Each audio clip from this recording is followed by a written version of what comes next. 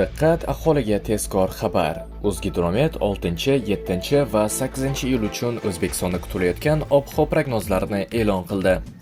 Assalomu alaykum qadrli tomoshabinlar, kanalimizga xush kelibsiz. Videodan to'liqroq xabardor bo'lishni istasangiz, oxirigacha ko'rib, like va podpiska tugmalarini bosib qo'yishni unutmang. Diqqat qiling. Bunga ko'ra Toshkent shahrida havo asosan ochiq va quruq bo'ladi. Yog'ingarchilik kutilmaydi. Harorat kechalari 22-25 daraja, kunduzi 36-39 daraja bo'ladi. Qoraqalpog'iston Respublikasi va Xorazm viloyatida havo ochiq, quruq bo'ladi. Ba'zi joylarda shamol 13-18 metr/sekundgacha kuchayib, chang to'zon kuzatilishi mumkin. Harorat kechasi 22-27 daraja, kunduzi 39-43 daraja bo'ladi. Buxoro va Navoiy viloyatlarida yog'ingarchilik kutilmaydi, issiq havo saqlanib qoladi.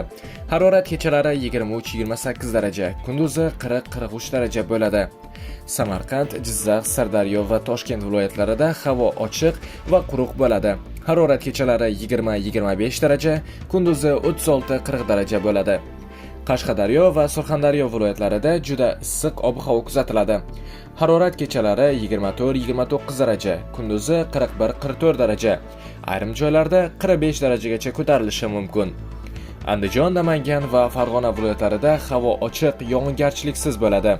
Harorat kechalari 22-24 daraja, kunduzi 37-40 daraja bo'ladi. Umuman olganda 6, 7 va 8 iyul kunlari O'zbekiston bo'ylab issiq va asosan quruq ob-havo hukm suradi.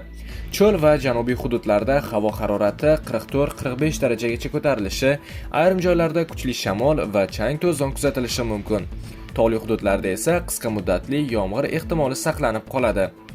Do'stlar, shu va shunga o'xshash yangiliklardan birinchilardan bo'lib xabardor bo'lishni istasangiz, kanalimizga obuna bo'ling va bizni kuzatishda davom eting. Xayr, salomat bo'ling.